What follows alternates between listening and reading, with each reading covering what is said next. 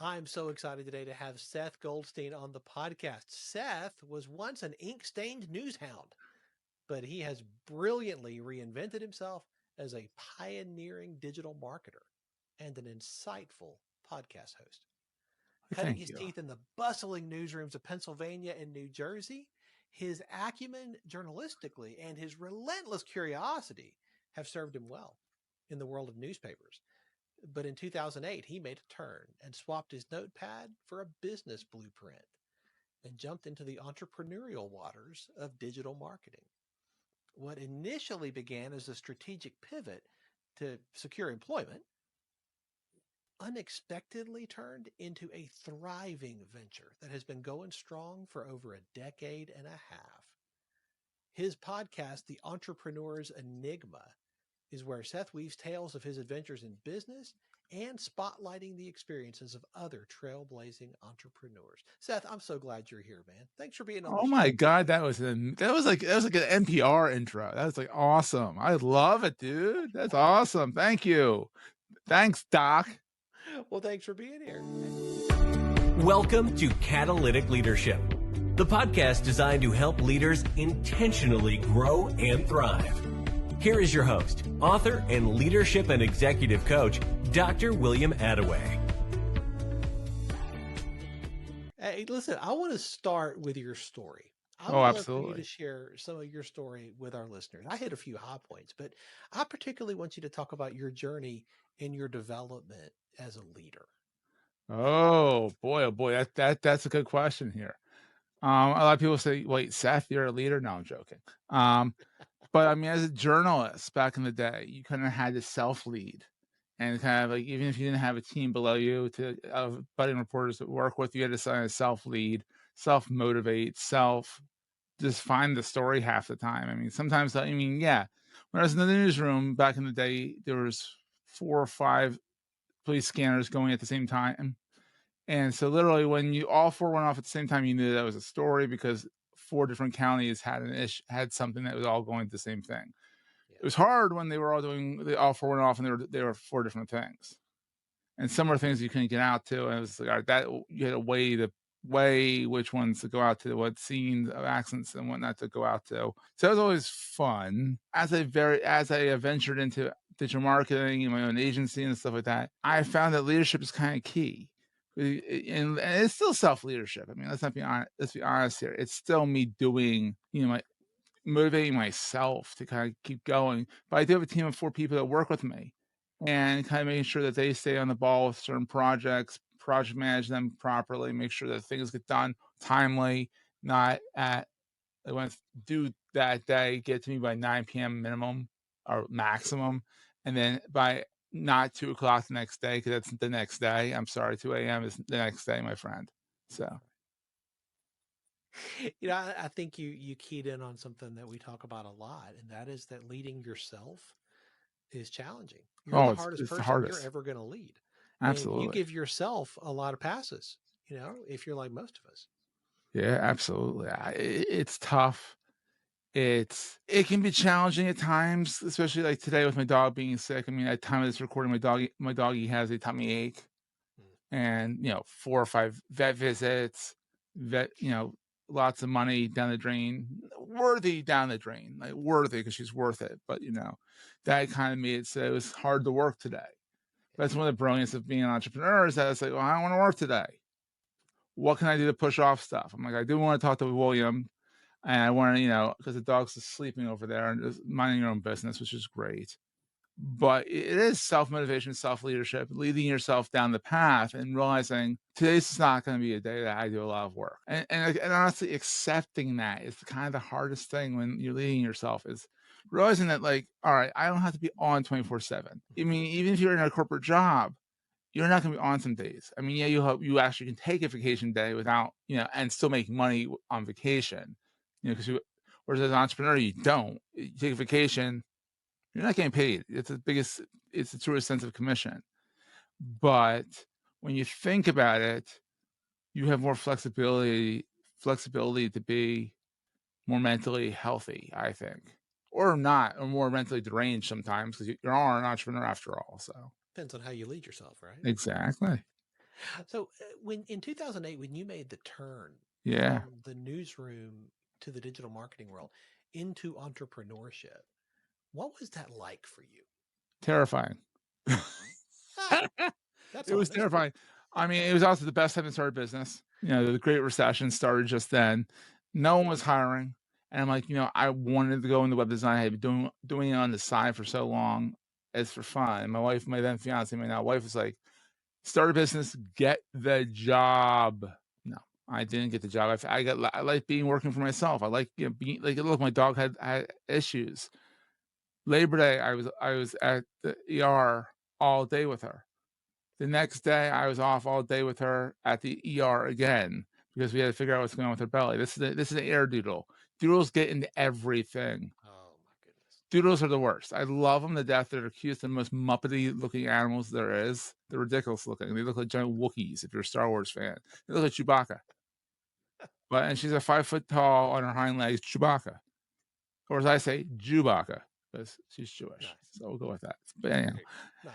Anyhow, but I'm able to say, look, I'm just not taking calls. And today I had a client call and say, or email me say, hey, can you talk today? I'm like, I can't talk today. My mindset's not where it needs to be to talk and be efficient and not snap or say no to things I shouldn't say no to. So he understood, and I said, look, I'll talk to you tomorrow. That's good. Yeah, And I think it's knowing yourself is really what the key is. Exactly. I mean, knowing where you are and understanding when you're in a healthy spot and when you're not. This is something a lot of people could really learn and gain a lot of benefit from. Took me a while, buddy. Took me a while. Too many people are operating in a place of, well, I should be able to do this. Well, I should do this, so I will. Well, they'll like me more if I do this. Mm-hmm. This is not a good place for a leader to be. No. A lot of times being a leader is not the most popular place to be. A lot of times you do unpopular things to make it work well, The old Steve Jobs quote, right? Oh. I mean, if you want everybody to like you, don't be a leader. Go sell ice cream, Yeah. It's not all sunshine and rainbows. That's exactly it. So since 2008, this has been your world, entrepreneurship and particularly digital marketing. Imagine if I were to draw a Gantt chart or a timeline of what your life has looked like and what digital marketing has looked like since 2008, there have been a few changes. A few. In the last week, there's been a few. And that's the beauty of this field. Yeah. That things are constantly changing and getting better in many ways. What getting better is kind of debatable depending on what you think of AI, but perspective, right? It's all perspective, yeah. So what have you seen change since you entered this realm? Quite a bit. I mean, literally we went from in-person to remote to in-person to hybrid to in-person to remote, all over the place. I mean, because before the pandemic, forced everyone to be remote, and everyone was like, "Oh, I like this." There was a tendency to have remote work out there in the teens, and that's the reason I went back and forth a few times with that site. And when you think about it, a lot has changed. Not just in the business space, but like Web 1, or just basic websites and blogs. So then blogs that now federate, which is like Web 2.0.1, I would say. It's a little beyond to Web 2, because you can federate to the Fediverse, and which is like Mastodon and ActivityPub and all that stuff. Or, and you had Twitter and all that stuff. That all came about around 2008 is when that Web 2.0 started. It's right when I started. Now, then there's Web 3, which I don't usually go into because it's a kind of I'm not sure if it's found its legitimacy yet. People like to say like Bitcoin and all that stuff's out there, distributed organizations and stuff like that are out there. But really Web 2 is kind of growing and evolving. AI is coming out now. Every single day there's a different story of like, oh, this has changed, this has changed, this has changed. I'm like, oh my gosh, I can't keep up with this. SEO has changed significantly since the 2008 era, even more since the 1990s, before the millennia. You used to be able to spam Google like crazy. It used to not be Google. It used to be Alta Vista and Dogpile. Remember Dogpile? Oh yeah. Was it Lycos with the doggy keep with the doggy trend there? Google came around and people used to remember there was this exact match domain names where you would put in like, William is a philosopher.com, and people would search for William is a philosopher.com philosopher in Google, and you come up right away because it was in your domain name. Google quickly realized it's stupid and stopped doing that, but not before people started saying BooksConleyDrapery.com is my company name. Yeah. And it's like, what? It's not what you need to do. So lots of change. And with all that change, I mean, a whole lot of business owners and leaders are struggling because it is changing all the time. I mean, you mentioned AI. You know, this is the bleeding edge in Oh many God, yeah. ways of the space. You know, how can a business owner really stay on top of all this? You How can don't. they navigate this when things change almost daily? You can't stay on top of it. You can take bits and pieces and absorb what you can, and it's acknowledge that you can't absorb it all, and just find what you're interested in, what vertical of it, like image generation. Is it the content writing that you want to have a good, blog post outline from AI, then fill it in, like content generation, image, generation, video generation, like whatever will float your boat, follow that trend, because you can't absorb it all. I can't absorb it all. It's not possible.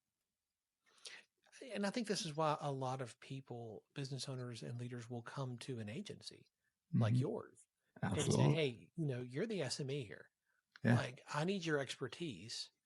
Where do you start when somebody comes to you and says, hey, I'm just trying to, you know, like, Start. yeah, like where do you start with them? Usually I sit down and discover their needs. Like, what are they trying to do? Yeah. Like, literally, if they don't know what they're trying to do, then I'm like, all right, let's go back and revisit what you want to do. Yeah. It's really figuring that out first and then going from there. Like, what is their end goal that they're trying to achieve first, and then go back and fill in the in between. I like that. I think start with listening, right? Yeah, listen. Instead of assuming 2 years, one mouth, buddy. 2 years, one mouth. I've heard that.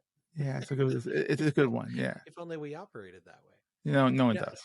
another thing that's really confusing for a lot of business owners I find is social media.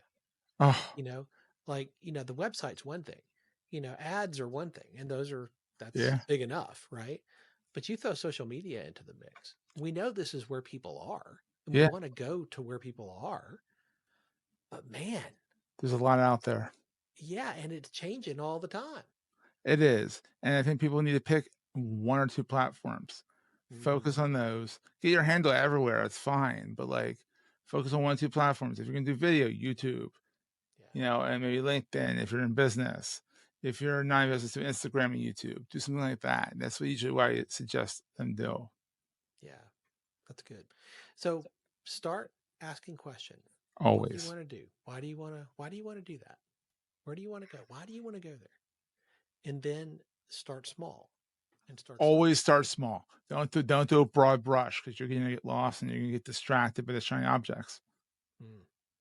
So you've been in this long enough that I feel like you would have a good answer to this question. Oh, no pressure. You have seen a lot of change and you've navigated through it now for 16 years. Yeah, almost 17. Yeah. Where do you see digital marketing and social media going? That's interesting. 2-3 years. That's interesting. Yeah, because I would say no one can tell. Because in 3 years, it's going to be drastically different because things next week are going to be drastically different. Moore's Law is out the window. Yeah. Moore's Law is out the window. Kids look up on Wikipedia. Moore's Law. It's you. I'd say the question should be more phrased like this: is where's digital marketing going to be next month, next 3 months, next year? Because I feel like next month alone, the decentralized internet, like which is like Mastodon and PeerTube and all those, and like Blue Sky, they're all constantly evolving to try and take on X or Twitter or Exeter or whatever you want to call it, and trying to figure out mashes together. Didn't work too well. Right. Feel free to edit that out. No, I'm joking.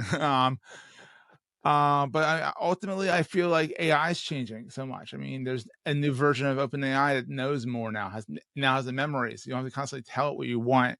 The funny thing about the memory there is that if you don't forget to change its memory to what else you're doing, it'll start talking about something that you talked about last time. You go, no, I'm talking about this now. So, and it's like, oh, I'm sorry. Please tell me what you want to talk about. So it's very apologetic. But like I said, every week, every month, every year, it's just going to change constantly. So where digital marketing is going to be, it's evolving, I think, and how you evolve with it has to look at not the macro but the micro. What you're doing next week is more important than what you're going to do next year. That's good. So as you think back over the last 16 years, Oh God, yeah. what is one of the big wins that you've experienced with your business? Well, growing my personal brand has been one of the biggest ones, I think, wins. It's because people know me, know my name. Like on LinkedIn, they're like, oh, I know you. Oh, I know you from LinkedIn. I know you from LinkedIn. That converts into business. So, hey, what do you do? Oh, you do this. I can use you for this. And that's one of the biggest wins. I mean, hands down. Another biggest win is being able to keep the business open. Honestly. Well, that's for sure. That's a win. Yeah. Sometimes harder than others. I mean, it's not an overnight success. It's an overnight 16-year success and still evolving. I think somebody would look at you on LinkedIn and look at your social footprint and say, "Oh, wow, here's this guy. Man, his journey's just been up and to the right. Like No, it's he been really up to the hasn't right and down struggled to for the this left, high." up to the right. Yeah, it's been crazy. Yeah. So like what is can you share something that would illustrate what you're saying, that this is Oh, not just been up and to the right? Like is there no, I something mean, recent where back in like, 2013, 2014, I went and worked for Merck for a year mm, because like the kid was born and then I had to get a job for a little while. I mean, it still kept close to me running, but I worked for Merck. I learned that I do not like corporate. I thought I had not worked for corporate other unless you call it journalism corporate, which you really can't call journalism anything but journalism. And so I hadn't really done corporate before. And I tried it. I didn't like it. I left and reopened up, dove back into Ghost Media again. And it's been up and to the right somewhat since then. You just bumps in every road. Anyone who looks successful or says it was overnight success is lying to themselves. yeah. No, it's absolutely true. Has this journey, this entrepreneurial journey, has this changed your perspective on the life that you live beyond what you do at work? Well, that's a deep one.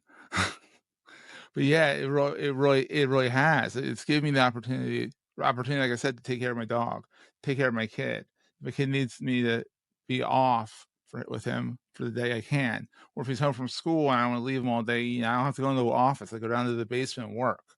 I'm able to be wherever I need to be to work. Hmm. Unfortunately, that means also when I go on vacation, my laptop comes with me. Yeah. And I work for at least an hour on vacation because like I got to at least keep up on these darn emails. So Being in my existence. what's next for you? What's the next mountain you want to climb? Next mountain is to grow Entrepreneurs Enigma, grow Marketing Junta, the newsletter. Shameless plugs. Hey now. Yeah, that's good. I like it. But it's to kind of grow those, grow my personal brand more, advise more startups, help kind of expand other people's horizons as well. So What would be different if you got that? what would be different? What If was you that achieved again? it, if you climb those mountains, if you did Yeah. those things, what would be different? I honestly can't say because honestly, if those mountains are climbed, I just have to find the next biggest mountain to climb after that. And after that, keep climbing. I mean, it is up and to the right, even if it's not monetarily. Success is multiple things. Success is happiness. Success is money. Success is family. Success is a bunch of different things. I know you being a pastor and a business coach know that more than anything else, is that there's a lot to success. It's not binary 1 or 0. It just So isn't. what Yeah, what stops you? not much.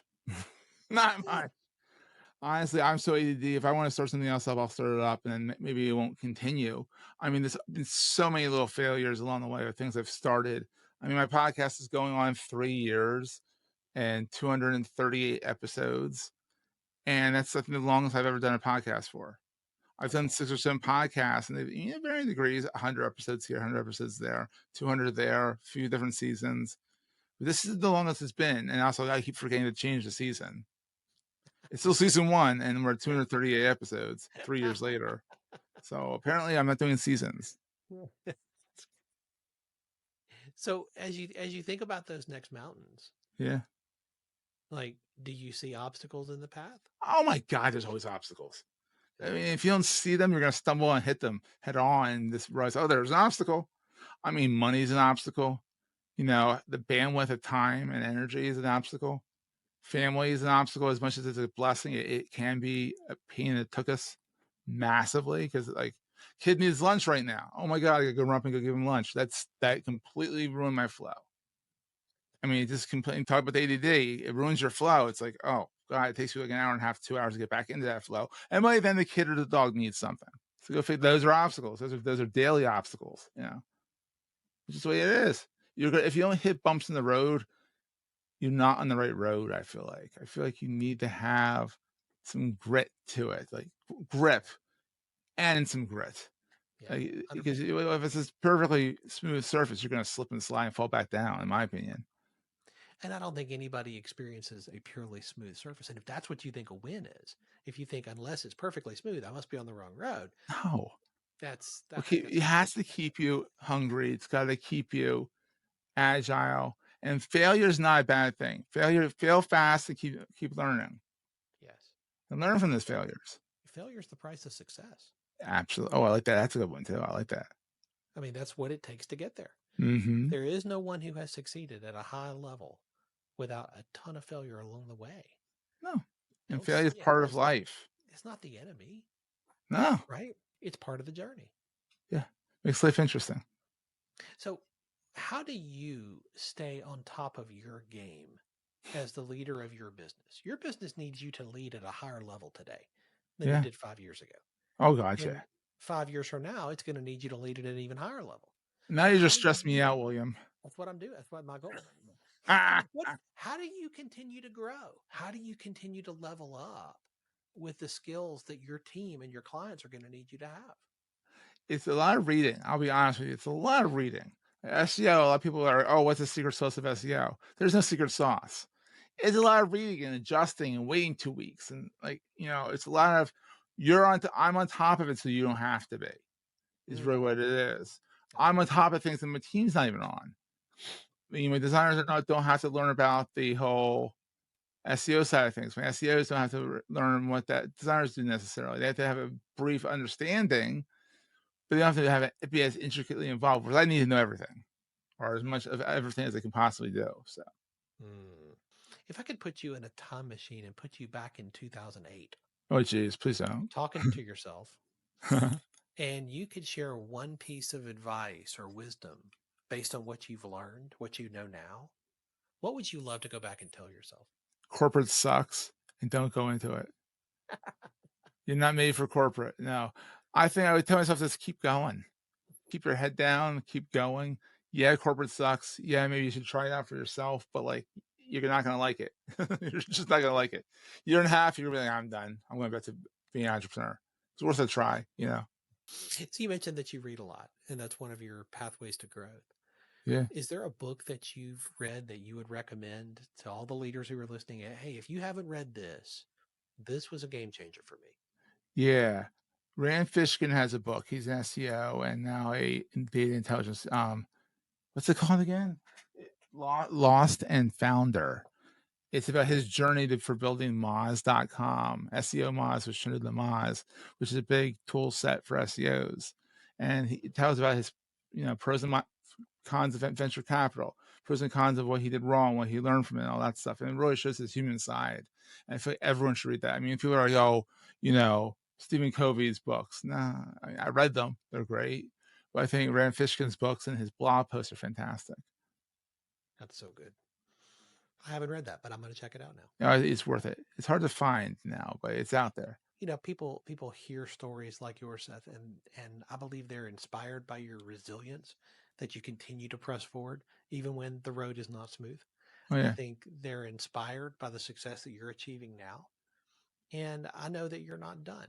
Better not be done.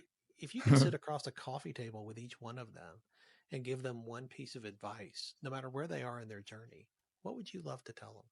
Like what I told my 2008 self, head down, keep going. Just keep going. Don't be afraid of failure. Try things, break things, try things again. Don't break them that time. Learn from the first breakage, or break them slightly less than the time before that, because you're going to keep making the same mistake, just slightly less. And that's right. I mean, anyone says learn from your mistake and don't do it again is ridiculous. You're going to make the same mistake. You're just hopefully going to learn something from the first mistake that you're not going to do again in the second mistake. But it's all part of mistakes are a process of learning. It's all learning, and learning is not a bad thing. And remember, there's no such thing as a wasted experience. No. Because they've all made you. Some of them are frustrating. I can tell you that much, but yeah. Yeah, no doubt. Seth, this has been fascinating. I know people are going to want to stay connected to you and continue to learn from you and more about what you're doing. What is the best way for them to do that? I would just go to sethgoldstein.me. It's probably the easiest. I mean, you can find me on LinkedIn. You can find me everywhere. I'm everywhere. But check out entrepreneursenigma.com. Check out marketinggento.com. Goldstein Me is the agency. I'm all over the place. But sethgoldstein.me is my personal blog. You know, that's probably, it has links to everything else on that site. So. And we'll have all those links in the show notes. Awesome. Seth, thank you for your time today and for sharing about your journey so far. And I know you're not done. Thank you, Alabama, Terry Gross. You're good. Thanks for joining me for this episode today. As we wrap up, I'd love for you to do two things. First, subscribe to this podcast so you don't miss an episode. And if you find value here, I'd love it if you would rate it and review it. That really does make a difference in helping other people to discover this podcast. Second, if you don't have a copy of my newest book, Catalytic Leadership, I'd love to put a copy in your hands. If you go to catalyticleadershipbook.com, you can get a copy for free. Just pay the shipping so I can get it to you, and we'll get one right out. My goal is to put this into the hands of as many leaders as possible. This book captures principles that I've learned in 20 plus years of coaching leaders in the entrepreneurial space, in business, government, nonprofits, education, and the local church. You can also connect with me on LinkedIn to keep up with what I'm currently learning and thinking about. And if you're ready to take a next step with a coach to help you intentionally grow and thrive as a leader, I'd be honored to help you. Just go to catalyticleadership.net to book a call with me. Stay tuned for our next episode next week.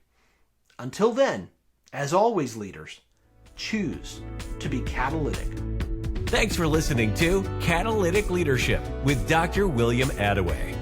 Be sure to subscribe wherever you listen to podcasts so you don't miss the next episode. Want more? Go to catalyticleadership.net.